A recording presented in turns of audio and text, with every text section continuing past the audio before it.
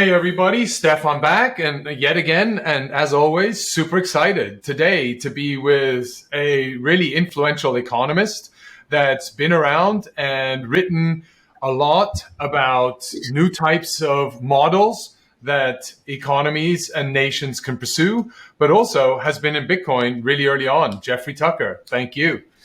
That's nice to be here. Thank you. Nice to have you here, and I, sort of love to hear about you. But before we go into it, I'm going to ask you maybe a couple of different questions. And one of those questions, just to put you a bit off guard, is what was the last movie you went to go and see?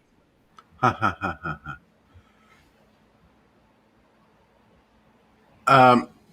have an answer for that. And it is the 2010.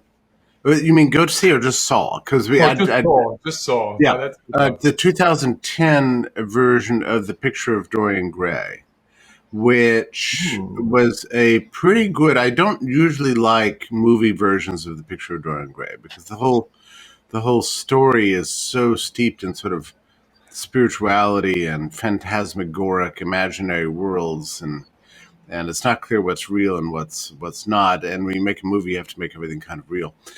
So it kind of mostly ruins it. But this one did a pretty good job. They rearranged the plot a little bit, but not in a way that would, go outside the bounds of artistic license. I think is the best movie version of Dorian Gray I've ever seen. And it's a great story. And it's a great metaphor for, I don't know, what's happened to governments around the world. They look pretty, they look great, but they're doing evil things, and they're really corrupt. Brilliant, which is going to set the stage for where we want to take this. So,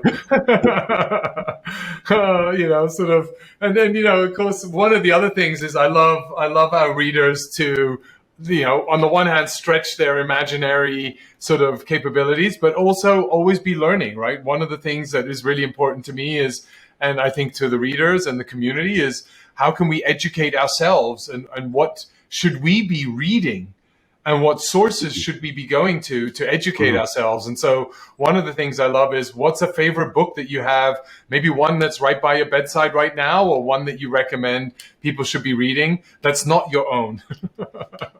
Right. Well, I'm torturing myself these days by reading every autobiographical account of anybody who was at any level involved in the catastrophic move 2.5 years ago to lock down the country. And this is extremely important. I approach all these books as if the writer is sincere.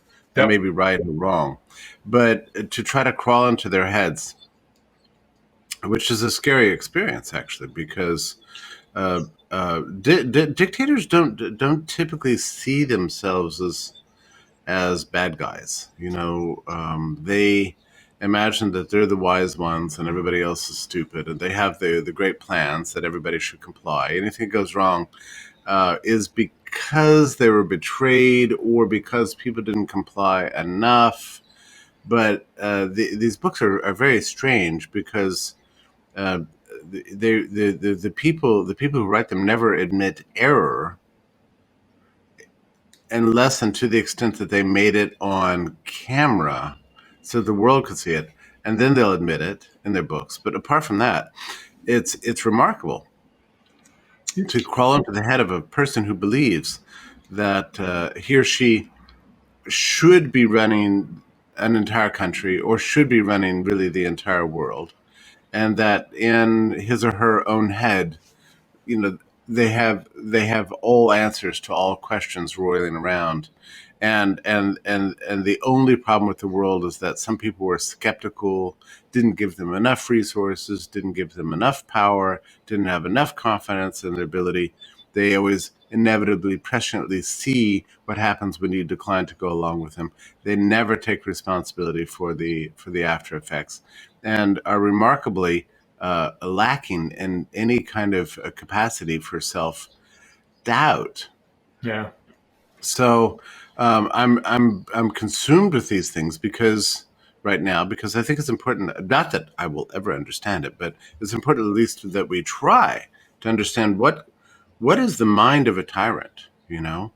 And the tyrant in the case that I'm in the book I'm currently reading is Debra Birx, who I'm not sure how well known she is around the world, but from the American point of view, she was the main architect of the U.S. lockdowns, and the person who was primarily responsible for tricking Trump into pulling the trigger, and thereby setting off a chain of events really all over the world, because the U.S. was, I would say, the third country in the world to lock down. And when the U.S. locked down, many countries all over the world said, "Well, I guess since the U.S. is doing it, we have to do it also." So she was the one, really, more than anybody else.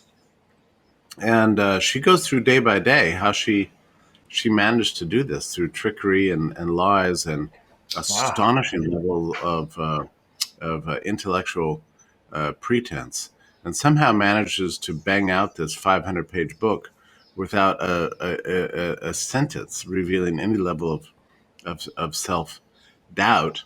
And I was very curious. I'm probably going on too long with this, but I was very curious about her thinking.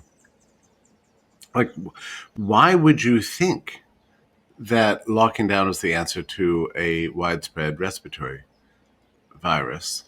And she spends very little time trying to explain it, but as best I can understand, it all grew out of her experience with AIDS. Now, with AIDS, there's high severity, low prevalence, but a long period of latency. So you can carry this bug for a very long time, so maybe years, right? While spreading it. So the latency consideration there is what interrupts the normal trade-off you would get between severity and prevalence in any kind of virus situation. So latency is what introduces the element of mystery. And so for her, she went into the understanding of SARS-CoV-2 with the presumption that it had a long period of latency. At that time, the outside it was considered to be 14 days. And by the way, we know a coronavirus would typically have a latency period of 2 or 3 days, just like common cold, just like mom taught us all, right? Yeah, exactly. But still, the World Health Organization was saying 14 days. And so she said, oh my God. So for fully 2 weeks, you can have COVID and spread it. So this is a lot like AIDS. Okay. Not really, but that's what she believed. She said, and she says in the book, we knew how to prevent AIDS. It was through behavioral changes. And primarily, that is using personal protective equipment like condoms.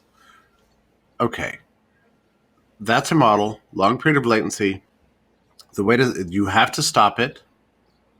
You can stop it. And the way to stop it is by protective materials. Is through condoms and changes in behavior. Yeah. That was her model.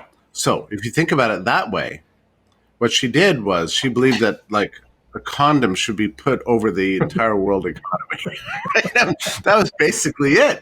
And so from then on, this is this is her thinking. We can control the spread of COVID through behavioral changes and condom-like things. And so what is a condom-like thing in the case of respiratory virus?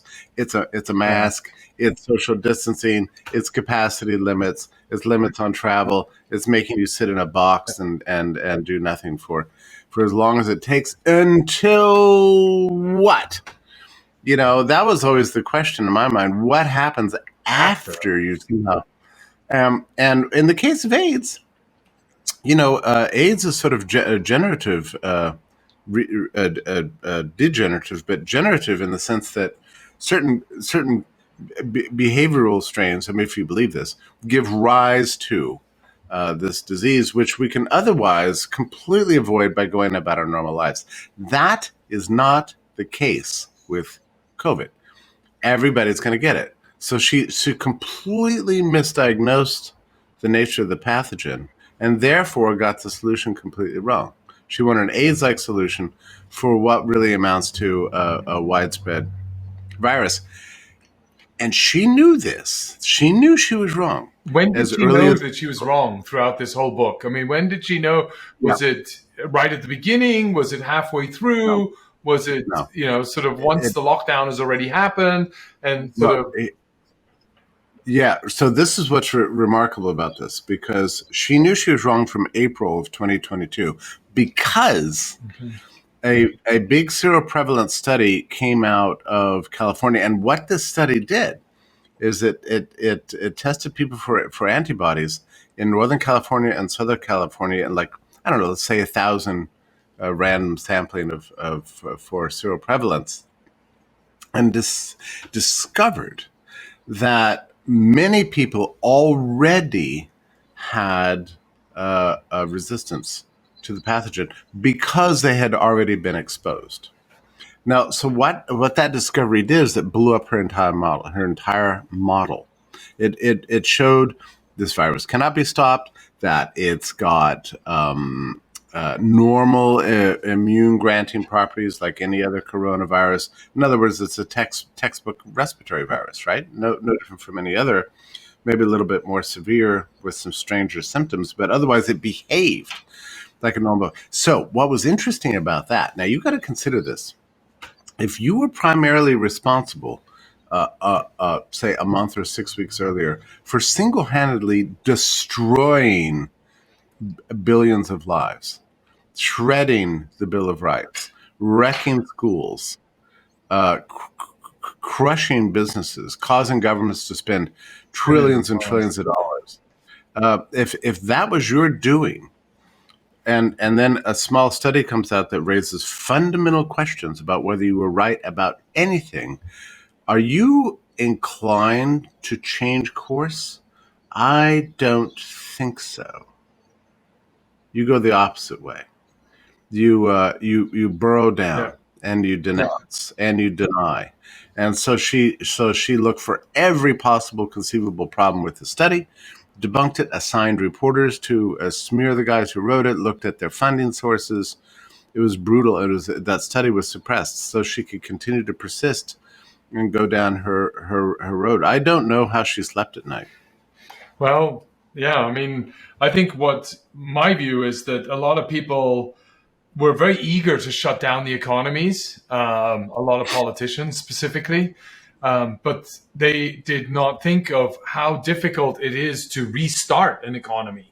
I think to shut it down is a lot easier. How do you get the right people? And we're still suffering a large extent the consequences of that shutdown, being able to get Right. people to go and do jobs that were done before and now don't need to be done anymore or have to be retrained and reskilled for those specific types of jobs. And That's right. yeah, There's the problem here is ultimately theoretical. I think what happens is, and you can see this in the Birx book, for her there were two buckets of concern. One was public health, yep, meaning yep, lives, and the other was yep, economics, about which she doesn't understand yep. anything, and she just kind of leaves it to the economists. She sees that as a bright, shiny object, economic vitality, people who care about stock markets and bank accounts and that kind of stuff. Whereas she, the great woman, cared about human lives. So for her, it was like life versus casino. And so you might as well shut down the casino. What's the problem? Shut down the casino a couple of weeks, a month, 6 weeks, a year. I mean, 2 years. you can always restart it.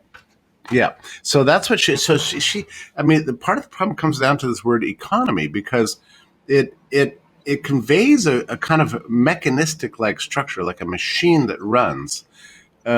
Whereas the truth is, when we speak about the economy, we really are talking about human Yep. lives and how we manage to navigate our way through a world of scarcity and a world that looks very prosperous, civilized, but is always one step away from the state of nature. She never thought of it that way. She thought it was just something like there's a switch on the wall somewhere. You just turn it on, and you turn it off, and turn it on again. And it was dopey beyond belief. I actually blame the economists themselves are in an interesting place, because they did not protest the Anything lockdowns else? nearly Yeah. like they should have. However, in her account, the White House has its own economics team called the Council of Economic Advisors, and it was the Council of Economic Advisors in the end that managed somehow to convince the president, Trump at the time, that this was the wrong course. And it was they who worked mostly behind the scenes to stop this disaster from getting worse. Of course, the damage was already done, but by the summer of 2020, they had successfully undermined the consensus within the White House for lockdowns, and so in a sense, kind of God bless them. I know several of those people, by the way, and I knew they were frustrated beyond belief. Having a political job like that is not just an intellectual project; it's also very much a strategic one. So they didn't know when to speak or how to speak, and they wanted to reserve, especially in government, right? You get very limited amount of capital that you can spend day to day. So they tried to figure out. They tried to figure out. Well, if I get the president's ear, I probably have 90 seconds. What should I say? And they waited far too long, but finally they did move. So in a sense, even though economists didn't speak out like they should have, they did finally save the day.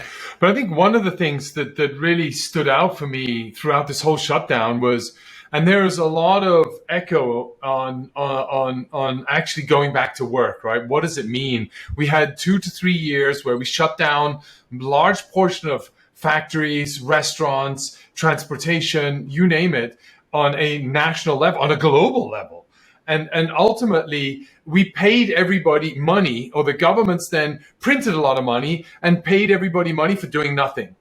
And so where does that money come from? And still today, all of a sudden, we now have inflation, and we're seeing governments subsidize, and give people inflation protection dollars, right? So we're printing $17 billion in California so that people can afford gas at the pump. And we're giving away the funds. Have we forgotten what it means to actually contribute to a society and work? What's your view on that? It's a very primitive solution, and really takes us back to the ancient world level of stupidity. And a part of the reason. I mean, the Chinese have a saying. Sorry, it's just, if I give you a fish, I have to give you a fish every single day. If I teach you to fish, I only need to teach you to fish once, and then you can go and catch your own fish. Right. That's right. Somehow we even in the 21st century, we imagined that we discovered a magic machine that could make prosperity just by pushing buttons. And you're right. There was a direct relationship there between how much money governments allocated to stimulus payments and COVID relief, and the debt that was thereby created because the stuff hadn't been collected in taxes, obviously, and the purchases of this debt by central banks, and therefore the ballooning of their balance sheets. It's almost a dollar for dollar trade-off, particularly in the U.S. situation, amounting to about $6 trillion. And what it did was initially created a fascinating balance sheet for business. So you had a lot of businesses that were shut down, but a lot of others that are operating. The costs of their doing business fell dramatically for the large part of 2020. And we saw very little inflation taking place in the consumer price level. Bump forward 6 months, that trend started to flip, starting in 2021. Now the producer prices started to rise more and more, and consumer prices too. But crucially, the gap that separated the difference between producer prices and consumer prices began to widen further and further and further. So right now, and the PPI was just released this morning for the U.S. dollar, and it's rising. Let me see if I can remember, 11.3% per annum, which is still much larger than the consumer price index, which I think the last look at it was 9.1. So you see this gap. So if you can imagine, producer prices in 2020 were rising at a much slower rate than consumer prices.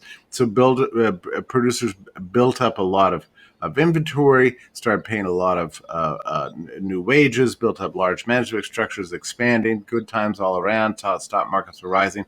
Then that inverted, and producer prices began to rise very dramatically, very high on a growing level. We had the second highest, June was the second highest increase in producer prices on record. The first highest was just only recently in March.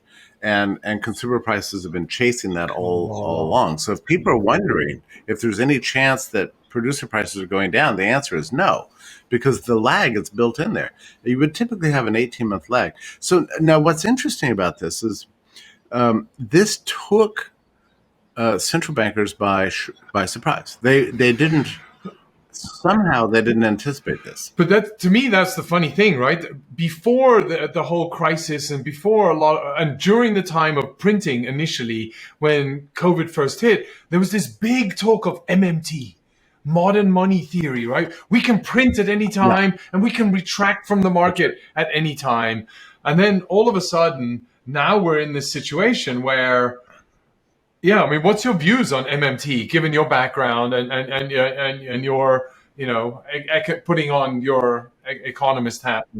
Yeah, well, I mean, it doesn't even need to be refuted. It's so stupid, it's ridiculous. But a more interesting question to me is, like, where did MMT theory come from? And the basis for that was the experience in 2008, because we had a big financial crisis, and we central banks around the world, all over the world, engaged in what every generation has a new name, or every 10 years we come up with a new name for inflate the money supply. In those days they called it quantitative easing, QE1, QE2, QE3, and people were saying, well, you can't do this, it's going to produce inflation, and it didn't. Okay, so then you have to ask the question, well, why? Why did we not see the kind of response in producer and consumer prices after 2008?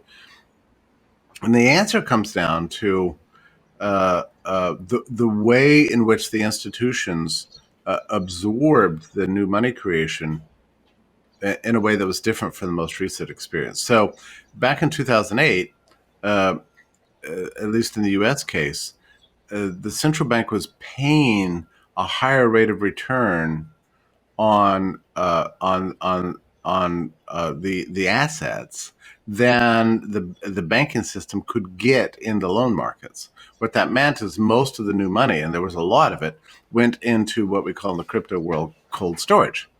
So it never became hot money on the street. So it just stayed there, making balance sheets of banks look really pretty, but it never came into use. You could say it just went into the mattresses of banks.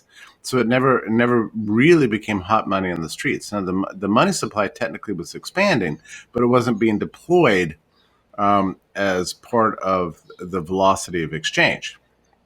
So therefore, it didn't turn into price increases.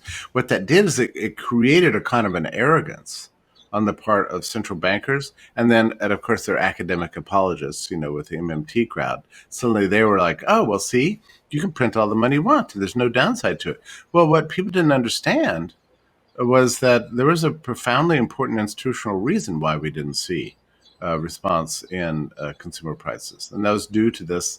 The way central banks were paying interest on the reserves of the banking system, and therefore keeping it out of the balances of producers and consumers, out of circulation.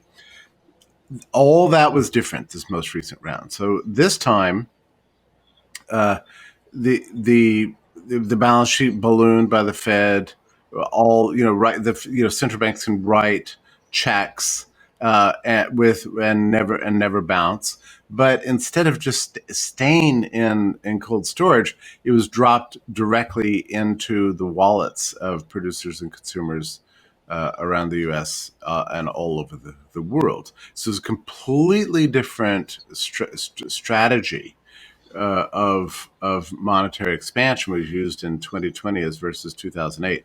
And then, of course, we saw the inevitable result, the traditional one that we would expect, The equation exchange went into operation. We saw the lag. It's, high credit expansion, a little bit of a lag, suddenly prices are responding, and now we're dealing with a very old-fashioned problem of regular old-fashioned devaluation. And do you find that the result of just raising interest rates is the solution? Or do we need to now, given how the society has evolved, how much more technology we have in the industry, and how much faster we move, and how many alternative currencies there are available, is there not a different model that we need to be approaching versus just interest rates? Yeah, okay, so those are really two questions. I mean, the first one concerns, does raising interest rates really fix the problem? I think the answer is no, it doesn't. What it does is it drives a recession and an economic downturn, and we're seeing the effects of that. The money has to become, to use language we've learned from immunology and virology, has to become endemic. So the prices have to adjust. There's just no getting around it, and they will. Now, at some point that will stop. I don't know when, that's anybody's guess, but at some point that will stop. So the question is is there any system that you can implement from a macroeconomic point of view that would cause the bite of this endemicity that we're going to obtain to be reduced, to reduce the pain? And the answer is yes. And it's called economic growth. Okay. Meaning you need to inspire a tremendous, forward push in the realm of wealth creation at a level that would outrun the rates of inflation. And what are the conditions that would enable that? And I think we know what they are, right? So you need dramatic tax cuts, you need security of ownership, you need massive deregulation to unleash enterprise, all the kinds of things we began to see in 1981. Yeah, right. And confidence in the future, because you're living with regimes that are in favor of enterprise and really desire wealth creation. So none of those conditions exist. And I don't know right now. I mean, we're nowhere near inspiring that kind of intellectual revolution that would cause those kind of regime changes to enable further wealth creation. So I'm afraid we're going to be stuck with a deep recession with high inflation, at least for the next a couple of years, if not longer. So that's a catastrophe, and it's going to have very profound political effects. And we saw this in Sri Lanka, but you're seeing it really all over the world. And right now in the U.S., I mean, the U.S. president's popularity is fallen to it barely gets a third. Yeah. So now the second issue is there any long-term solution? I mean, the long-term solution is exactly that which Hayek explained, Friedrich Hayek explained in 1974, which is to completely somehow drive a wedge between government and money, to separate the two institutions completely, because the private sector can much better manage money. We happen to have a really good tool now for doing that, and it's called a blockchain, and it's token-based crypto sector. So it's entirely possible. In other words, if we shut down central banks today and really did a hands-off approach and just let the crypto sector manage money entirely, we could transition to a fully private monetary system in very short order. And I think people would adapt to that very rapidly, and it would be a competitive money system. So that there are many tokens out there floating, some terrible, some great, but it would wash out. It would be glorious. I don't think there's any chance of that happening anytime soon, unfortunately. I mean, that's why, I've called this show, or my series, sort of Super Excited. Why? Because I feel this is the most exciting time to be alive, actually. If we weren't restricted, based on all these laws, regulations, policies that have been put in place, I feel that, there is so much innovation that can happen. There will be fraud that happens. There will be pain that is incurred, but that pain cleans itself out very quickly. And if you're resilient enough, you stand up and you try to fix it and move forward again after recovering from the pain. But that said, we have cryptocurrencies out there. We have technological innovation in new automotives, electric battery power. We have, biotechnology. We have gene optimization. We have so many different fronts where innovation is really taking place. And how do we invest more in those? How do we educate the population to be ready for an environment where those innovations come to life and to fruition? They may take 3, 4, 5 years, but across that development cycle, I need to grow a community. I need to create awareness. I need to drive marketing and communication associated with that. I need to understand the repercussions of that. I need customer support, et cetera, et cetera. There are all these opportunities that create jobs and is, to me, the leap forward. It is, and I understand your frustration. I've been feeling it ever since I discovered that Bitcoin worked. I could see that the future was there. It was there in my hand. I could see it, and it's one of the most frustrating things about the trajectory of history is that you can see the future, but you can't cause it to happen sooner than it has been slated to happen. So it's very frustrating. I've known this for the better part of 10 years. That what you're describing is entirely possible, and we're going to get there in fits and starts. But you're right. The one thing that's holding us back is, it's governments, right? It's governments colluding with private industry to hold us back in this sort of revanchist parade to keep the past, and I think you're also correct that what it's going to require is a dramatic intellectual and cultural change in the public mind. Like, we have to start believing in freedom again, and until that happens, this beautiful future that you're imagining and I'm seeing, it's going to keep being put off more and more. Now, that doesn't mean it's not going to arrive. It will arrive. It's going to get here at some point. We know this for sure, but it's being held back. But the systems that are holding it back are right now very much under pressure, so that the failing of the old order is becoming ever more obvious to ever more people. So, what do you think of? I mean, the governments and the politicians that we have, elected to be representing us, They've been in power for many, many years. They're now professional politicians, right? And do you feel, how do we change that, right? Because in a way, they and themselves have become corrupt. They are in a position where they've been doing this for the last 30 years, that this is all they know. And this is all they are now fighting to protect for the sake of, at the sacrifice of the nation versus their own, and to the gain of their own ego. Yeah, that's right. And I think, and you might be surprised to hear this, but I think in some sense, the politicians are the least of the problem. They might offer a solution, but right now the real problem is not even the people we vote for, the people we elect. It's the people we don't elect. It's the administrative state apparatus.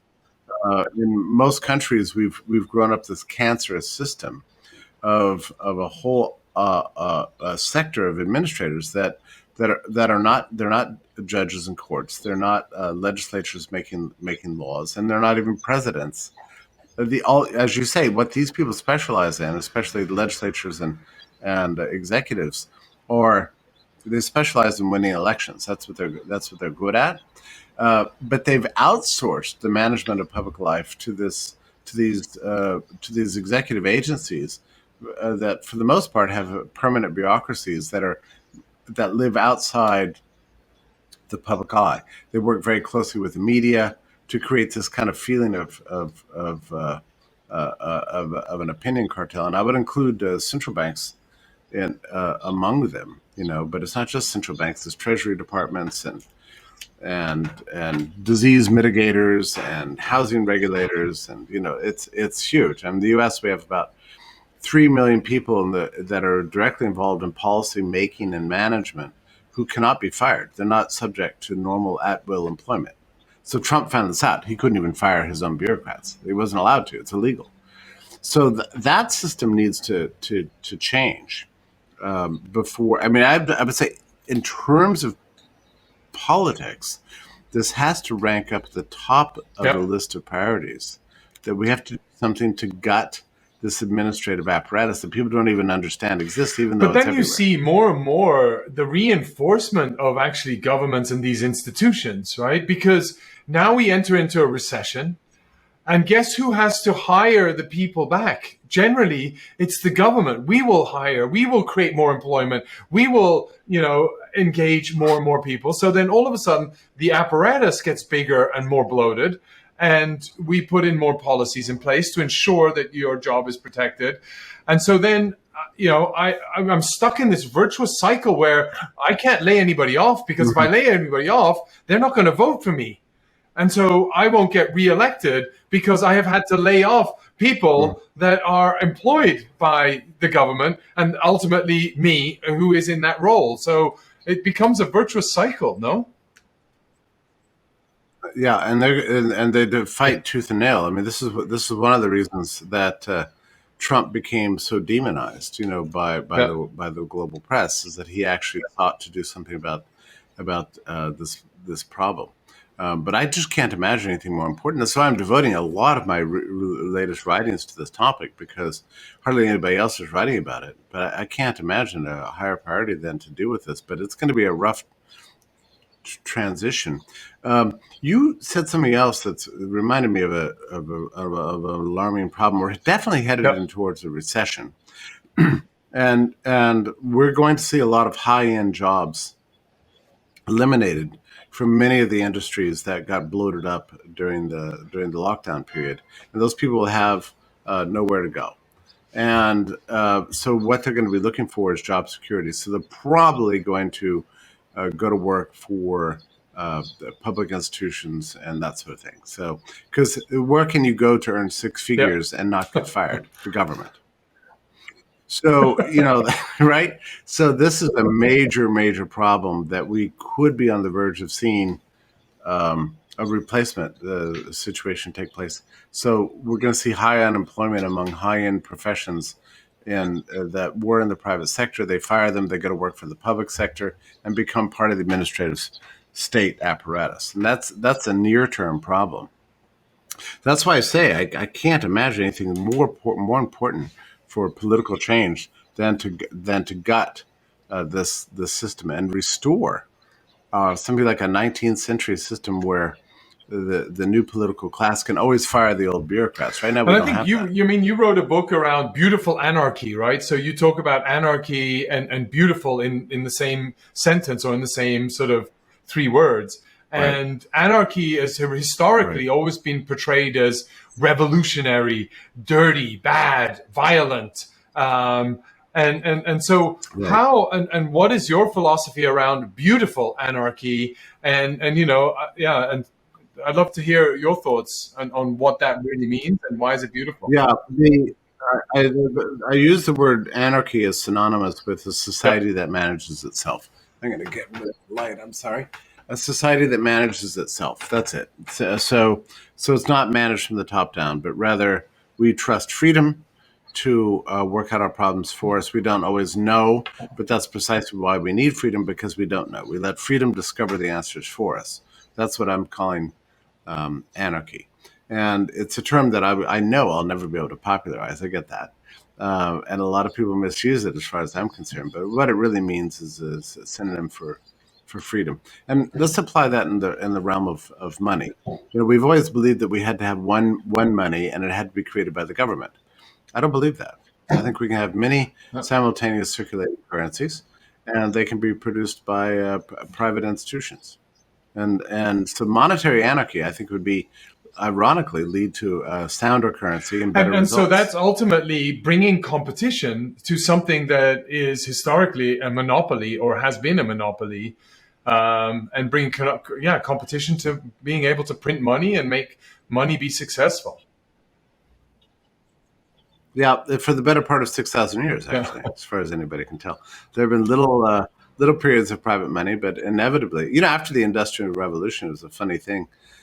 In Britain, the central bank had failed to anticipate the rise of the division of labor that would lead so many people to work for in large scale factories and need small payments and money. The coinage in those days was mostly structured around the ruling class, so just large denominations were being coined. So what happened is that all over rural England, there were private mints started popping up. Factories that used to make buttons started making coins, and it became just a genuine monetary system. This developed very rapidly over the course of 50, 75 years. The entire Industrial Revolution in England was enabled by this private coinage. And the coins were very beautiful, and everybody wanted them, and everybody was happy, and it was great. Once the Bank of England figured out what was going on, they shut them all down. Inevitably, right? Do you not feel we're going through the similar sort of phase now, right, where we've had this cryptocurrency be founded, 15, 18,000 if you look at CoinGecko, in terms of number of currencies out there, tokens. And all of a sudden, the central banks are realizing, or the SEC or the CFTC or all these different bodies are trying to come in and try to regulate and say, no, we need to control this and we need to shut them down. They're all securities and they need to go through regulation and licensing through me. Well, all this really began in 2013 when the U.S. Treasury started regulating the exchanges. So that was a disaster because now the exchanges are the ways you create on-ramps and off-ramps for the crypto between national currencies and the crypto.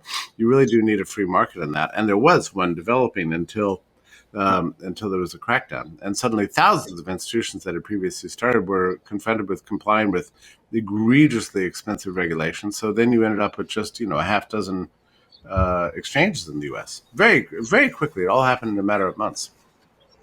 That was a disaster. That was 2013. And people get confused about this. It's great that governments can't really touch the blockchain as such, as long as you stay within that ecosystem. But they can heavily regulate the on-ramps and the off-ramps by their control of exchanges. And so that set us back, I would say, 50 years in terms of progress. By now, we would have already had a booming, active, real-time market for currencies. I think we'd be using them more commonly than we use credit cards by now, if governments hadn't regulated the exchanges. So that's really the great struggle right now. And then, of course, the regulations are tightening with know your customer laws. Yeah. But that's their entryway. It's the control of the exchanges is the control of everything. So they slowed us down. I mean, they can't stop us, but they're slowing us down. And what other barriers do you think they're going to put in place? I mean, what else do you think they can do over the next sort of 2 to 3 years to continue to slow us down? Are they not going to be distracted with trying to deal with this recession? Yeah, that's true. That's true. That's going to be causing governments to go crazy. But the other I would say hook they have into the industry is of course the tax system. So they're trying to, now in the U.S., for example, trying to tax income that you haven't even earned, right? So if you're a hodler and holding on to Bitcoin, and it goes up and up and up, you're expected, to pay taxes on the increase of the value, even if you've never converted it to dollars. I mean, that's an incredible intrusion and truly terrifying. I mean, it's a weird way to look at the tax system. If I buy a painting and hang it on my wall, I mean, I'm looking at it.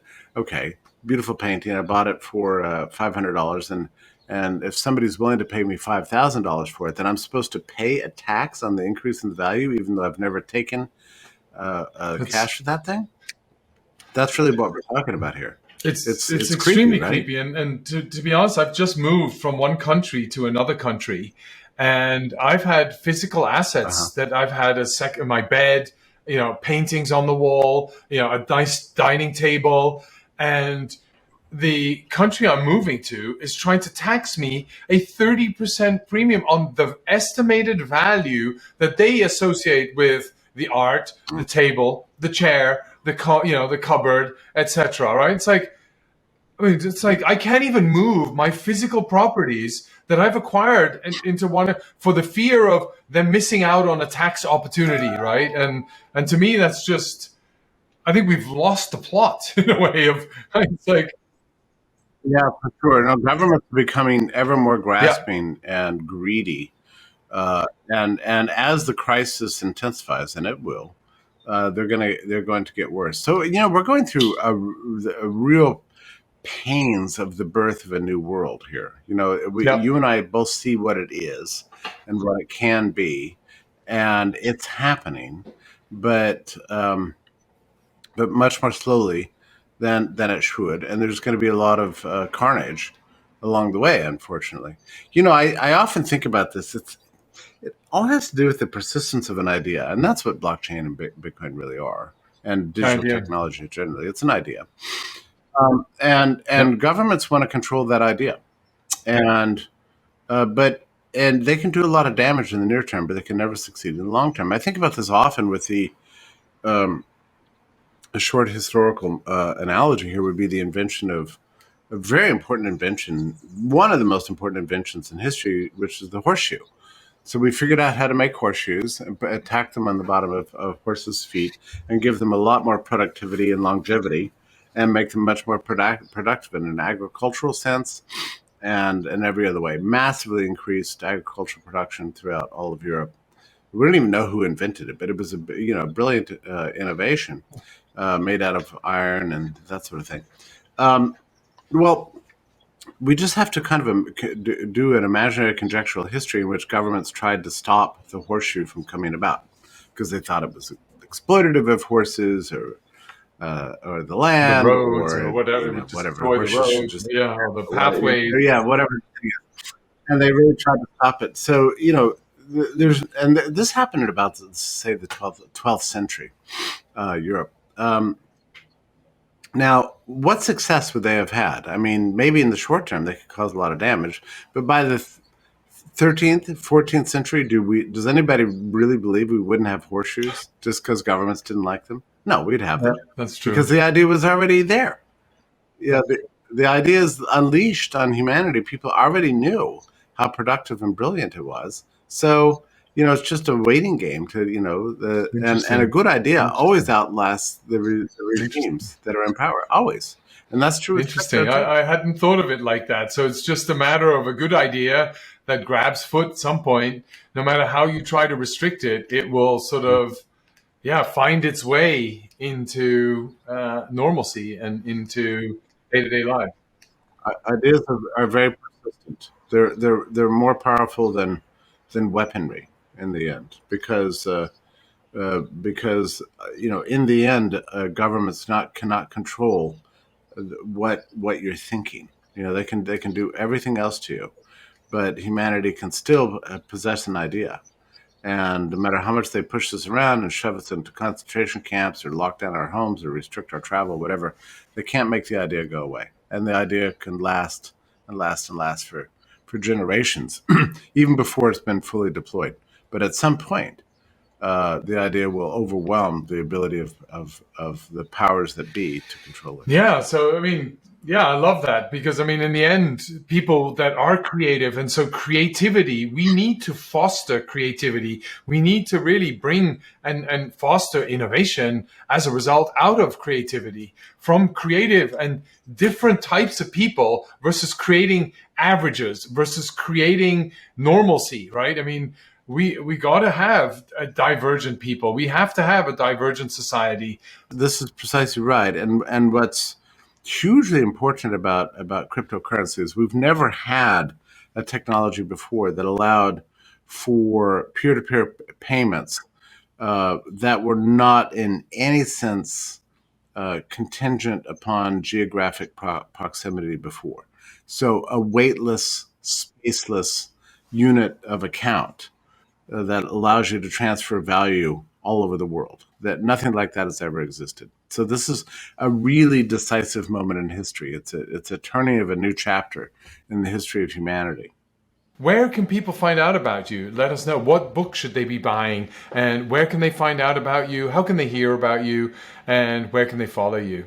Yeah, so I founded the Brownstone Institute to directly address the crisis in the world today and provide some light for how to get from here to there. And it's brownstone.org, and I'm dealing with really big topics, some of which relate to economics, finance, and crypto, but also examining this interrelationship between human freedom and public health that's so roiled the world. And I don't believe that this struggle is going anywhere. So I'm at Brownstone to do that. I write daily also at the Epoch Times. You probably know that newspaper. It's one of the world's most prominent venues. I write every day on economics and finance there. So I'm also on all the usual Twitter feeds. So very happy to engage anybody.